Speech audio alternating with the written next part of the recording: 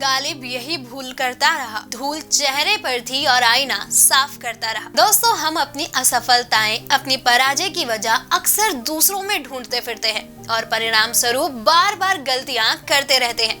लेकिन जो लोग अपने असफलता के लिए अपनी गलतियों को ढूंढकर उसमें सुधार करते हैं, आगे चलकर वे ही सफलता का स्वाद चख पाते हैं।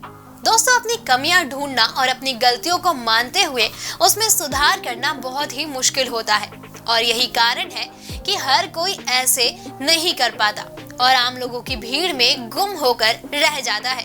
और कई बार तो यह गलतियां हम इसलिए कर रहे होते हैं क्योंकि वह हमारी आदत में शामिल हो चुकी होती है।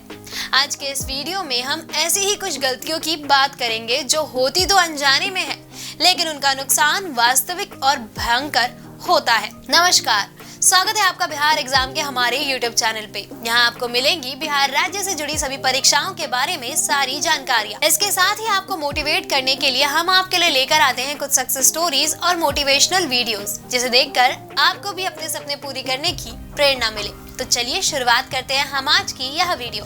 नंबर 1, आत्मविश्वास की कमी।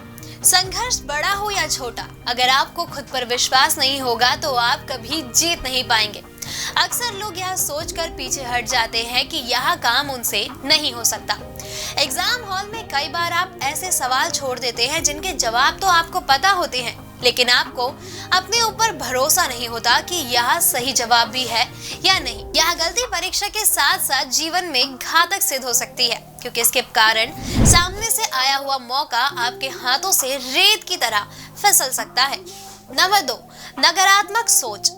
जिस व्यक्ति की सोच नकारात्मक होती है वह कभी कोई सकारात्मक बदलाव नहीं ला सकता है। अगर आप चाहते हैं कि आपको सफलता मिले तो सबसे पहले अपने अंदर पलने वाली नकारात्मकता को दूर कीजिए। नकारात्मक सोच इंसान के लिए एक जहर की तरह होती है जो धीरे धीरे उसको पुरुष को खत्म कर उसके मानसिक रूप से पुंग बना देती है। बस यह सोचिए कि जो हुआ अच्छा हुआ, जो हो रहा है अच्छे के लिए हो रहा है और जो होगा वह भी अच्छे के लिए ही होगा। गीता के इन वाक्यों को अपने जीवन का आदर्श बना लीजिए। नंबर 3, रिस्क न लेना। शोले फिल्म में गब्बर सिंह का एक प्रचलित डायलॉग है, जो डर गया वो मर गया। यह बात प्राचीन काल से आज तक रिवेलेंट बनी हुई है कि जीवन में सफल होना है तो रिस्क तो लेना पड़ेगा।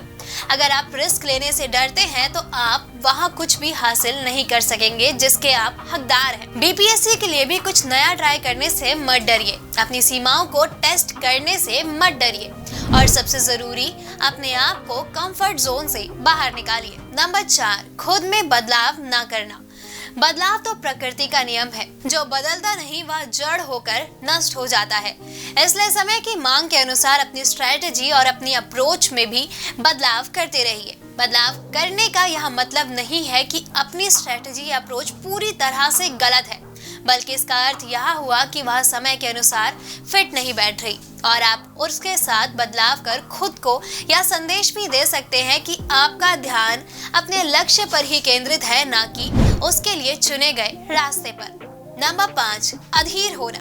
धीरज एक ऐसा गुण है जो सब में नहीं मिलता, लेकिन व्यक्ति निरंतर अभ्यास से इसे पाने जीवन में प्राप्त कर सकता है। एक धैर्यवान व्यक्ति किसी भी परिस्थिति में रिएक्ट करने से पहले हर पहलू को अच्छी तरह जांच करता है और उसका समग्र आंकलन करने के बाद ही आगे की रणनीति तैयार करता है। वो कहते हैं ना, जल्दी का काम शैतान का होता है। बस यह समझ लीजिए कि आपको रिएक्ट नहीं बल्कि एक्ट करना है। नंबर 6, खुद को समाज से अलग थलग कर लेना। अक्सर देखा गया है कि एस्पिरेंट्स अपनी तैयारी के दिनों में किताबों में डूब जाते हैं और इस दौरान वे अपने आसपास के लोगों से बिल्कुल अलग थलग पड़ जाते हैं। ऐसा करने में वे यह भूल जाते हैं कि एक अधिकारी भी समाज का ही हिस्सा होता है और उसकी जिम्मेदारी भी समाज में रहकर समाज को बेहतर बनाना है। इसलिए पढ़ाई के दौरान अपने आसपास होने वाली घटनाओं का भी ध्यान रखिए और जहां तक संभव हो उसमें शामिल होने की कोशिश कीजिए। नंबर 7, बड़ा सोचने से डरना। Aim for the moon, if you fail you will land in the stars. दोस्तों, दरअसल यह जीवन की सच्चाई है कि हम जीवन में क्या हासिल करेंगे यह इस बात पर निर्भर करता है कि हमारा लक्ष्य क्या है। तैयारी के दौरान भी कभी बड़ा सोचने से मत डरिए। हमेशा कोशिश कीजिए कि आपके शॉर्ट टर्म गोल भी इतने बड़े हो कि जिन्हें प्राप्त करने में यदि आप असफल भी होते हैं तो आप भी आम एस्पिरेंट से अधिक कर सके। नंबर 8, सिर्फ किताबों में डूबे रहना। यह सच है कि बीपीएससी में आपको शैक्षणिक ज्ञान को प्राथमिकता दी जाती है, लेकिन यह केवल एक मात्र कसौटी नहीं है जिस पर बीपीएससी आपको टेस्ट करती है। विशेषकर इंटरव्यू में शैक्षणिक ज्ञान से ज्यादा व्यवहारिक ज्ञान की परीक्षा ली जाती है। इसलिए आप भी सिर्फ किताबों में डूबकर यह कल्पना मत कीजिए कि आप बीपीएससी के सभी चरण को पास कर सकते हैं। किताबों के बाहर की दुनिया से भी संबंध जोड़िए और उन्हें समझने की कोशिश कीजिए।